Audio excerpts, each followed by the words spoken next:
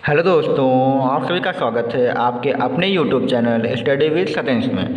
Friends, आज के video में हम बात करने वाले हैं क्लास 10 की साइंस का एक न्यू चैप्टर जो कि हम स्टार्ट करने वाले हैं। चैप्टर का नाम होगा तत्वों का आवर्ती वर्गीकरण। यह हमारा चैप्टर बुक का नंबर 5 हो, जो कि आपका एनसीईआरटी बुक से हम लोग इसको स्टार्ट कर रहे हैं। ठीक है, तो इस चैप्टर को हम यहाँ पे बिल्कुल बेसिक लेवल से इसको अच्छे से डिटेल में समझेंगे और फिर यहाँ पे जो अभी आने वाले पॉइंट्स होंगे उनको अच्छे से यहाँ पे हम क्लियर करने वाले हैं। तो सबसे पहले हम यहाँ पे तत्वों का आवर्ती वर्गीकरण को स्टार्ट करने से पहले यहाँ पे हम समझ लेते हैं कि तत्व होता क्या है। तो यहाँ पे कुछ पॉइंट्स लिखे हैं, आप यहाँ पे पढ़ के देखिए। लिखा है कि हमारे आसपास के पदार्थ तत्व मिश्रण एवं यौगिक के रूप में उपस्थित होते हैं। यानी हमारे आसपास जो भी चीज़ें होती हैं वो कुछ ना कुछ जो भी पदार्थ होते हैं वो तत्वों के रूप में या मिश्रण के रूप में या यौगिक के रूप में उपस्थित होते हैं। आप लोगों ने देखा है हाइड्रोजन तत्व होते हैं, मैग्नीशियम का तार होता है, कैल्शियम, ये सभी तत्व हैं। मिश्रण का मतलब आप समझ सकते हैं कि जल और बालू का मिश्रण समझ सकते हैं। शरबत आप लोगों ने देखा है कि चीनी और पानी का मिश्रण। इसी तरह यौगिक होते हैं, यौगिक हमारा जो कि जल होता है, ये हमारे सभी यौगिक जो कि आप लोगों के आसपास उपस्थित होते हैं। आप लोगों ने अच्छे से यहाँ पे इनको देख भी रखा है और 9th क्लास में आप लोगों ने अच्छे से तत्वों को, मिश्रण को और यौगिक को डिस्कस भी किया होगा और अच्छे से पढ़ा भी होगा। मैं उम्मीद करता हूँ आप लोगों को ये पता भी होंगे। तो हम इन पर बात ना करके डायरेक्ट अपने लेसन पे आते हैं। तो यहाँ पे एक बात और बता देते हैं कि तत्व होते क्या हैं। तो ऐसे पदार्थ जो एक ही प्रकार के अणुओं से मिलकर बने होते हैं तत्व कहलाते हैं। यानी एक ही प्रकार के अणु होंगे, यानी उनको बनाने के लिए किसी अन्य चीज़ की जरूरत नहीं होगी, वो एक ही पदार्थ से बने। जैसे सोडियम होगा वो सिर्फ सोडियम से ही मिलकर बना होगा। सोना, आप लोगों ने देखा है कि सोना जो होता है सोना से ही मिलकर बना होता है। तो एक ही प्रकार के अणुओं से जितनी भी चीज़ें मिलकर बनी होती हैं वो आपकी तत्व होती हैं। ठीक है, एग्जाम्पल आप लोग देख सकते हैं, सोडियम, सोना, मैग्नीशियम, ये सभी तत्व हैं। अब बात करते हैं जो तत्व हैं वो अभी तक जो कि ज्ञात तत्व हैं वो 118 तत्व अभी तक हमारे ज्ञात किए जा चुके हैं। ठीक है, तो 118 तत्व हैं। अब यहाँ पे बात आती है कि इन तत्वों को हम किस प्रकार से रखें, किस प्रकार से पढ़ें, कि इनको हम कैसे पढ़ेंगे। तो यहाँ पर इसके लिए हमें क्या किया गया था कि वर्गीकरण की आवश्यकता पड़ी थी।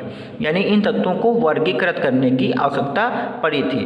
तो यहीं पर क्वेश्चन पूछा गया कि वर्गीकरण की आवश्यकता क्यों पड़ी। ठीक है, इसको हम एक एग्जाम्पल के द्वारा समझते हैं कि वर्गीकरण की आवश्यकता आखिर इन तत्वों को क्यों पड़ी है। जितने सारे तत्व हैं इनको वर्गीकरण करने की जरूरत क्यों है। आप लोग अपनी स्क्रीन पर एक इमेज देख रहे होंगे, आप लोगों की इमेज पर देख सकते हैं, यहाँ पे लिखा हुआ होगा। यहाँ पे देखेंगे कि हमने आपको एक इमेज दिखा रखी है जो कि लाइब्रेरी की है। अब आप लोग यहाँ पे लाइब्रेरी की इमेज देखकर आप लोग यहाँ पे देखिए कि आप लोग क्या समझेंगे। अगर आपको इस लाइब्रेरी में कहा जाए कि आप जाइए ये वाली बुक यहाँ से आपको लेके आइए। अब आप देख रहे हैं कि ये लाइब्रेरी कितनी बड़ी है, यहाँ से बुक ढूंढना कितना टफ होता होगा लोगों को। लेकिन क्या होता है कि ये लोग जाते हैं, जो भी लोग लाइब्रेरी में गए होंगे उन लोगों को पता होगा, वे आसानी से जाते हैं और बुक को आसानी से ढूंढ कर वापस आ जाते हैं। कैसा आखिर ऐसा कैसे होता है कि इतनी सारी बुकें वहाँ पर होने के बाद, एक के पास एक बुकें लगी होने के बाद हम जो भी बुक चाहते हैं हमें फटाक से वो बुक मिल जाती है। कैसे हम वहाँ पर जाके इतनी जल्दी वो बुक ढूंढ लेते हैं। तो आप लोग अगर नोटिस करेंगे तो आप लोग पाएंगे कि वहाँ पर जिस प्रकार की भी बुक ढूंढने जाते हैं आप लोग देखेंगे कि हर उसका एक कॉलम कटा होता है। यानी अगर आपको मैथ की बुक वहाँ पे ढूंढना है लाइब्रेरी में तो वहाँ पे मैथ की एक अलमारी अलग होगी, उसका कॉलम अलग बना होगा। अगर आपको साइंस की बुक ढूंढना है तो उसका साइंस का कॉलम अलग बना होगा। अगर आपको सोशल साइंस का ढूंढना है तो सोशल साइंस का अलग होगा। इंग्लिश की ढूंढना है तो वो इंग्लिश की अलग होगी। हिंदी की ढूंढना है तो वो हिंदी की अलग होगी। यानी कहने का मतलब ये है कि जो एक ही प्रकार की जितनी भी बुकें होंगी, एक टाइप की बुकें जितनी होंगी उनको एक पास रखा जाता है वहाँ पे लाइब्रेरी में, ताकि जो भी यहाँ पे कोई नया आए उससे ढूंढने में दिक्कत ना हो। यानी एक क्वालिटी वाली जितनी भी बुकें होंगी वो एक पास होंगी। साइंस वाली जितनी बुकें होंगी, यानी जितनी भी साइंस की बुकें होंगी वो सारी एक क्वालिटी की होंगी, उनको एक पास रखा जाएगा ताकि उनको हमें ढूंढने में दिक्कत ना हो। यानी व्यवस्थित करने में दिक्कत ना हो, सुव्यवस्थित तरीके से रखी होंगी ताकि हमें ढूंढने में, उनको पढ़ने में कोई दिक्कत ना हो। तो इसी प्रकार से हमने तत्वों को भी वर्गीकृत किया है। तो यहाँ पे वर्गीकरण की बात की गई थी, तो ये वर्गीकरण भी इसीलिए किया गया है। तो आप लोग यहाँ पे देख सकते हैं कि वर्गीकरण इसलिए किया गया तत्वों को ताकि हमको तत्वों को पढ़ने में आसानी रहे। एक प्रकार के जितने भी तत्व हों जिनकी क्वालिटी एक जैसी तत्वों की है वो एक जगह रहें ताकि हम उनको एक ही साथ में पढ़ लें। जैसे बहुत सारे तत्व होंगे जिनके गुण एक दूसरे से मिलते होंगे, अगर उनको एक जगह पे फैला के रखेंगे तो पढ़ने में दिक्कत होगी। अगर वो एक क्वालिटी के हैं तो इनको एक पास रख लेंगे, ताकि उनका जब हम अध्ययन करेंगे तो अध्ययन करने में काफ़ी आसानी होगी। तो यहीं पर वर्गीकरण की आवश्यकता इसीलिए पड़ी थी। यहाँ पे देख सकते हैं लिखा हुआ है, तत्वों को सुव्यवस्थित ढंग से पढ़ने के लिए तथा उनके अध्ययन को आसान बनाने हेतु तो उनको वर्गीकृत किया गया है। तो वर्गीकरण इसीलिए किया गया है ताकि हम उनको अच्छे से पढ़ सकें, आसान तरीके से पढ़ सकें, उनको सुव्यवस्थित ढंग से पढ़ सकें, इसीलिए वर्गीकरण किया गया है। जो कि हमने आपको लाइब्रेरी के एग्जाम्पल से आपको उनको अच्छे से बेहतर तरीके से समझाने की कोशिश की है। तो अब यहाँ पे हमने लाइब्रेरी में तो पता है कि वर्गीकरण कैसे करते हैं, इसी तरह तत्वों को वर्गीकरण करने के लिए बहुत सारे वैज्ञानिक आए जिन्होंने तत्वों को अपने अपने तरीके से व्यवस्थित करने की कोशिश की। तो यहाँ पर इस वर्गीकरण में सबसे पहला नाम जो आता है, आप लोग देख सकते हैं, डोबे-राइनर का त्रिक सिद्धांत आता है, इनका नाम पहला आता है। ठीक है, तो इनका नियम हम यहाँ पे पढ़ते हैं, इनको भी देखते हैं यहाँ पे क्या लिखा है इन्होंने। तो ठीक है, देखते हैं यहाँ पे डोबे-राइनर जो कि पहले व्यक्ति थे जिन्होंने तत्वों को अपने तरीके से व्यवस्थित करने की बात की थी। ठीक है, तो डोबे-राइनर का त्रिक सिद्धांत का मतलब है कि उन्होंने त्रिक सिद्धांत का जो प्रतिपादन किया था सन 1870 में जोहान वुल्फगांग डोबे-राइनर ने किया था। यानी जो त्रिक सिद्धांत था उसका जो प्रतिपादन था वो 1870 में जोहान वुल्फगांग डोबे-राइनर ने किया था। ठीक है, इनके अनुसार इनका कहने का मतलब था कि एक समान गुणों वाले तत्वों को तीन तीन समूहों में परमाणु भार के बढ़ते क्रम में व्यवस्थित किया जाए। ठीक है, इनका कहना था कि एक समान गुण वाले तत्वों को क्या करना है, तीन तीन के जोड़े बनाने हैं, तीन तीन के समूह बनाने हैं और उनको परमाणु भार के बढ़ते क्रम में रखना है। कैसे रखना है, परमाणु भार के बढ़ते क्रम में रखना होगा। और अगर बढ़ते क्रम में व्यवस्थित किया जाए तो जिसे डोबे-राइनर का त्रिक सिद्धांत कहा जाता है। यानी हमें क्या करना है कि एक समान गुण वाले तत्वों को क्या करना है, तीन तीन के समूह में परमाणु भार के बढ़ते क्रम में रखेंगे, तो जो भी नियम बनेगा वही डोबे-राइनर का त्रिक सिद्धांत होगा। ठीक है, इस नियम के अनुसार उन्होंने कहा था क्या था कि अगर बीच के तत्व का परमाणु भार शेष दो तत्वों के परमाणु भारों का लगभग औसत होता है, इसे ही डोबे-राइनर का त्रिक सिद्धांत कहते हैं। तो उम्मीद करता हूँ अभी आप लोगों को अच्छे से ये नियम समझ में नहीं आएगा, तो मैं इसको एक्सप्लेन करूँगा आपको एक एग्जाम्पल देकर। कहने का मतलब इन्होंने कहा था कि जो तीन तत्व हम उन्होंने लगाए थे, पहला, दूसरा और तीसरा, तो उसमें से जो बीच वाला तत्व होगा उसका जो परमाणु भार होगा वो शेष का मतलब पहला और तीसरा दोनों के तत्वों के क्या होगा, परमाणु भार का लगभग औसत होता है। लगभग औसत होता है, पूरा नहीं कह सकते, लगभग औसत होता है। तो यहाँ पे देखिए एग्जाम्पल यहाँ पे एक दिया गया है, तो आप लोग एग्जाम्पल से अच्छे से इसको बेटर समझ सकते हैं। तो जो डोबे-राइनर थे उन्होंने पहला अपना जो त्रिक दिया था उसमें उन्होंने तीन तत्व लिए थे, जो कि तीन तत्व समूह में लिए थे। पहला उन्होंने लिया था कैल्शियम, दूसरा स्ट्रोंशियम लिया था, तीसरा बेरियम। ठीक है, उन्होंने कहा था पहला तत्व उन्होंने क्या लिया था, कैल्शियम, दूसरा स्ट्रोंशियम और तीसरा उन्होंने क्या लिया था, बेरियम। अब नियम के अनुसार उन्होंने कहा है कि बीच वाले तत्व का परमाणु भार जो होगा वो शेष दो तत्वों के परमाणु भार का औसत होगा। यानी जो बीच वाला जो यहाँ पे देखिए स्ट्रोंशियम लिखा हुआ है वो जस्ट औसत होगा पहले वाले और तीसरे वाले की औसत के बराबर होगा। अब औसत कैसे निकालते हैं, जिन संख्याओं का आपको जिन नंबरों का औसत निकालना हो उनको जोड़ लीजिए और जितने भी नंबर हों उनकी संख्या से आप डिवाइड कर दीजिए। तो यहाँ पे देखिए कैल्शियम और बेरियम का हमें औसत निकालना है, तो कैल्शियम और बेरियम हमारी दो संख्याएं हुई हैं, तो इन दोनों संख्याओं को हम जोड़ेंगे और 2 से डिवाइड कर देंगे तो इनका औसत आ जाएगा। तो जो पहली और तीसरी संख्या का जो औसत आएगा वो बीच वाली संख्या के बराबर होगा। यही डोबे-राइनर का त्रिक सिद्धांत था। तो आप अब यहाँ पे देखिए एग्जाम्पल देखिए, हमने करके भी दिखाया है। यहाँ पे हमने कैल्शियम और बेरियम के परमाणु द्रव्यमान का क्या लिया है, औसत। तो कैल्शियम का देखिए परमाणु भार यहाँ पे 40 लिखा, बेरियम का हमने 137 लिखा। इन दोनों को जोड़ा और 2 से डिवाइड किया। 2 से डिवाइड इसलिए क्योंकि ये हमारे पास 2 ही नंबर हैं, बेरियम है और कैल्शियम है। तो 2 से डिवाइड किया तो वो आएगा आपका 88.5 आया है। लगभग जो आप देख सकते हैं 88.5 जो आया हुआ है वो स्ट्रोंशियम के परमाणु द्रव्यमान के लगभग आस-पास, इसका 87.5 होता है और जो हमारा औसत आया वो 88.5 आया है। तो आप देख सकते हैं कि जो बीच वाले तत्व का जो औसत होता है वो लगभग शेष दो तत्व यानी पहले और तीसरे के औसत के बराबर होता है। ये इनका त्रिक सिद्धांत था। तो उम्मीद करता हूँ अब आप लोगों को ये बेहतर तरीके से समझ में आ गया होगा। अगर अभी भी कोई डाउट है तो हम 1-2 एग्जाम्पल और देखेंगे ताकि आपको ये अच्छे से और क्लियर हो जाए। अब फ्रेंड्स यहाँ पे देख सकते हैं हमने यहाँ पे सेकंड एग्जाम्पल लिखा है जो कि डोबे-राइनर का त्रिक सिद्धांत ही है, जिनमें उन्होंने 3 समूह में ये तत्व लिखे। पहला उन्होंने लिथियम लिया हुआ है, दूसरा उन्होंने सोडियम और तीसरा पोटेशियम। ये इनके परमाणु भार लिखे हैं जो कि 7 है, 23 है और 42 है। अब उनके अनुसार कहने का मतलब कि बीच वाले का औसत कैसे निकलेगा, पहले और तीसरे का अगर हम औसत निकालें तो बीच के बराबर आएगा। तो हम औसत निकालते हैं पहले और तीसरे का। हम देखिए पहले का 7 है, हमने 7 लिखा, तीसरे का 49 है, 49 लिखा, और 2 हो गए तो 2 से डिवाइड किया, और 49 7 46 हो जाएगा। अभी हम देख सकते हैं 49 और 7 को जोड़ेंगे तो ये आपका 46 आएगा, और 46 के बटे में 2, इसको डिवाइड करेंगे तो ये 23 आएगा, जो कि बीच वाले तत्व के लगभग बिल्कुल बराबर ही आ गया, जो कि सोडियम के परमाणु द्रव्यमान के बराबर है। तो यही इनका नियम था, यानी पहले और तीसरे का अगर हम औसत निकालेंगे तो वो बीच वाले के बराबर आता है। ठीक है, तो ये एक एग्जाम्पल हो गया। एक एग्जाम्पल और यहाँ पे देख सकते हैं, क्लोरीन, ब्रोमीन और आयोडीन का भी त्रिक उन्होंने दिया था। तो क्लोरीन का परमाणु भार जो 35.5 दिया है, ब्रोमीन का 80 दिया हुआ है, आयोडीन का 127 दिया हुआ है। अब यहाँ पे क्या करेंगे, अगर हमें बीच वाले का हमें औसत निकालना है तो पहले और तीसरे का निकालना होगा। तो हमने पहले यानी 35.5 को लिया, आयोडीन यानी 127 को लिया, इन दोनों को हमने जोड़ दिया और जोड़कर 2 से डिवाइड किया, तो ये हमारा 81.25 लगभग ब्रोमीन के आसपास ही आया। तो यही डोबेरायनन के त्रिक सिद्धांत थे, जो कि इन्होंने 3 ही दिए थे। ठीक है, तो आपको समझ में आ चुका होगा। अब बात कर लेते हैं डोबेरायनन के त्रिक सिद्धांत के दोष या सीमाओं के बारे में। ठीक है, तो इनकी सीमाएं क्या कहती हैं ये भी देख लीजिए। तो सीमाएं में सिर्फ और सिर्फ एक सीमा आपको यहाँ पे दी गई है कि डोबेरायनन ने उस समय तक ज्ञात तत्वों में केवल 3 त्रिक ही बताए थे, यानी जितने भी उस समय तत्व ज्ञात थे शुरुआत में, तो उनमें से उन्होंने सिर्फ और सिर्फ 3 त्रिक ही बताए थे। यहाँ पे ये पॉइंट आपको अच्छे से क्लियर रखना है कि डोबेरायनन ने सिर्फ और सिर्फ 3 त्रिकों के बारे में ही बताया था, जो कि हमने आपको तीनों एग्जाम्पल देके बता भी दिए कि कौन कौन से त्रिक उन्होंने दिए थे। ठीक है, जिसके कारण उनका तत्वों का त्रिक में वर्गीकरण करने की पद्धति सफल तथा उपयोगी नहीं रही, क्योंकि बहुत सारे तत्व थे उस टाइम पे, 40 से 45 के लगभग तत्व थे, और इन्होंने सिर्फ 3 के 3 ही त्रिक दिए थे। अर्थात उन्होंने सिर्फ और सिर्फ कितने 9 तत्वों के बारे में बताया था, तो बाकी तत्वों के बारे में उन्होंने कुछ भी सही से नहीं बताया था, इसलिए इनकी ये फेलियर रही थी, यानी ये उनका दोष रहा था। ठीक है, तो इस प्रकार से ये हमारा डोबेरायनन का त्रिक सिद्धांत कंप्लीट हो जाएगा। ठीक है, इसके बाद हम यहाँ पे नेक्स्ट डिस्कस करेंगे न्यूलैंड का अष्टक। फ्रेंड्स, यहाँ पे हम बात करेंगे नेक्स्ट न्यूलैंड के अष्टक नियम की। तो न्यूलैंड का अष्टक नियम क्या कहता है, इसको पहले हम यहाँ पे पढ़ते हैं और फिर मैं आपको अच्छे से इसको एक्सप्लेन करूंगा कि आखिर इसका कहने का मतलब क्या है। तो यहाँ पे लिखा है, न्यूलैंड ने यह नियम 1865 में उस समय ज्ञात तत्वों जो कि कुल 56 थे तब यह नियम दिया था। यानी जो न्यूलैंड जो हमारे थे उन्होंने यह नियम 1865 में दिया था, और उस समय जो 56 तत्व थे उन पर यह नियम दिया था। उन्होंने 56 ज्ञात तत्व थे, उन्हीं पर उन्होंने ये अपना नियम दिया था। तो उन्होंने कहा था, उन्होंने तत्वों को परमाणु भार के आधार पर व्यवस्थित किया था, यानी उन्होंने परमाणु क्रमांक के आधार पर नहीं लगाया था, परमाणु भार के आधार पर व्यवस्थित किया था।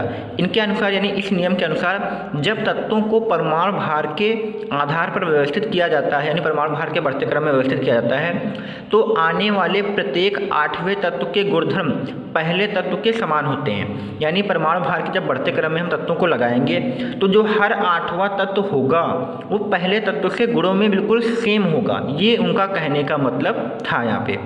ठीक है, और आगे यहाँ पे लिखा है, इनका जो नियम था वो संगीत के सुरों पर आधारित था।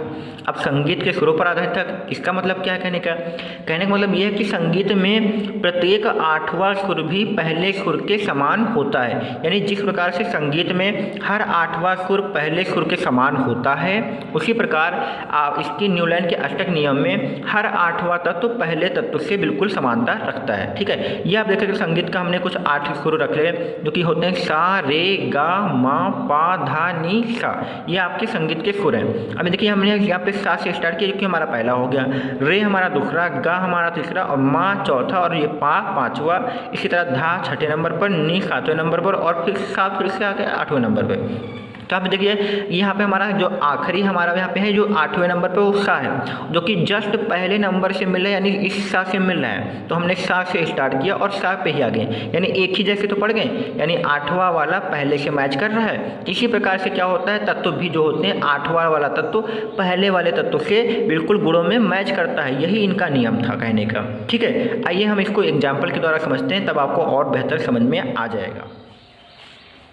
तो यहाँ पे देखिए हमने यहाँ पे कुछ एक सारणी बना रखी, जो कि न्यूलैंड के अष्टक नियम को समझने के में बना रखी।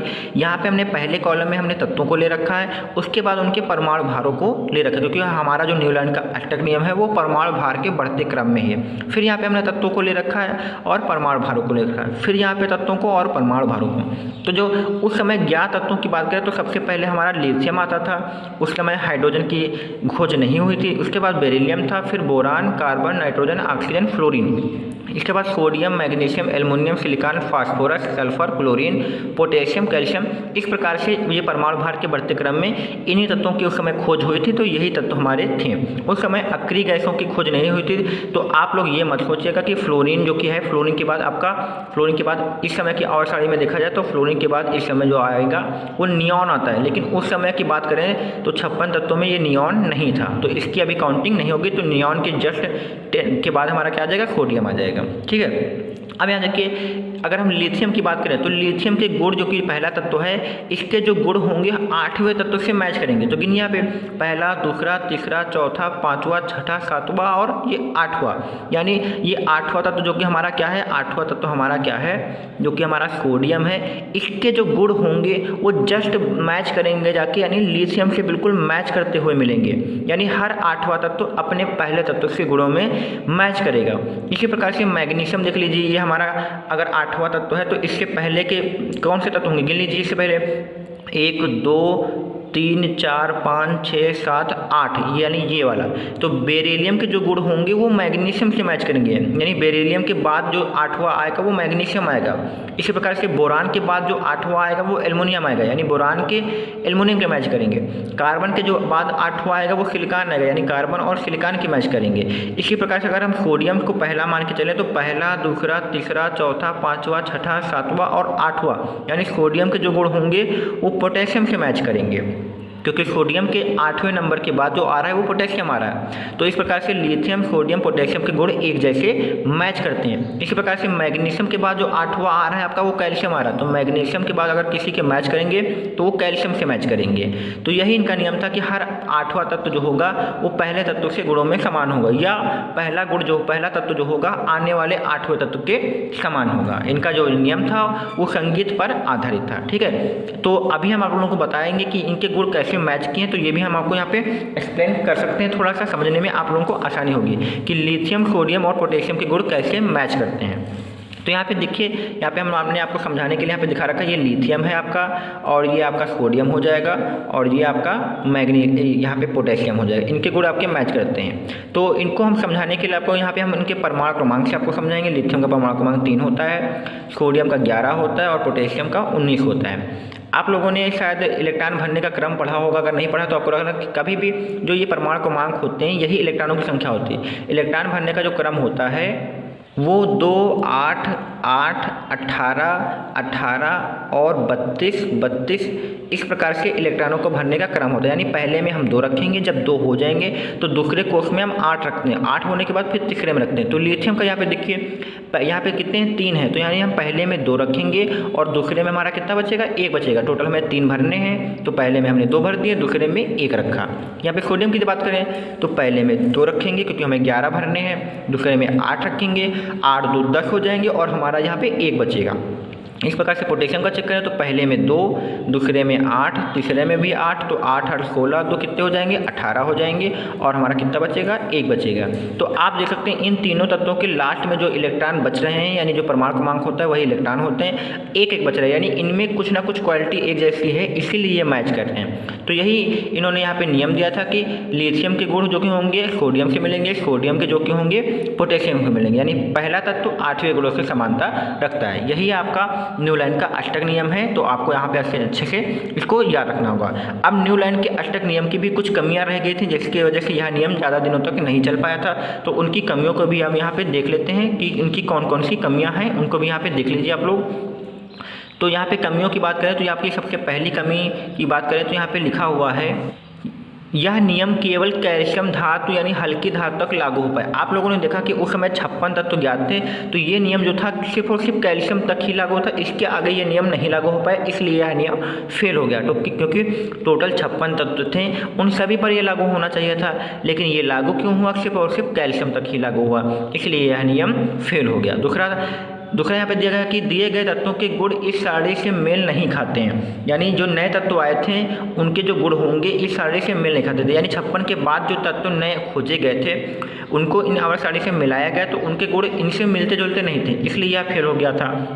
तीसरा यहाँ पे लिखा है, सारणी में तत्वों को समंजित करने के लिए न केवल 2 तत्वों को एक साथ रख दिया गया, बल्कि असमान तत्व जिनके गुणों में कोई समानता नहीं है नहीं थी, एक स्थान पर रख दिया गया। इसमें यह भी कमी की गई थी कि आवर्त सारणी में जिन तत्वों के गुण एक जैसे नहीं थे, असमान थे, उनको भी कहीं कहीं पर एक साथ उन्होंने रख दिया था। आगे जो बचे हुए हैं तो ये इनकी कुछ कमियां हो जाएंगी, तो आप लोगों को इनकी कमियों को भी यहाँ पे अच्छे से इनको पढ़ लेना होगा। तो इसी के साथ हमने आज के वीडियो में आवर्त का वर्गीकरण क्यों आवश्यक है, क्यों किया गया, इसको समझा। फिर उसके बाद दो वैज्ञानिकों के बारे में डिस्कस किया।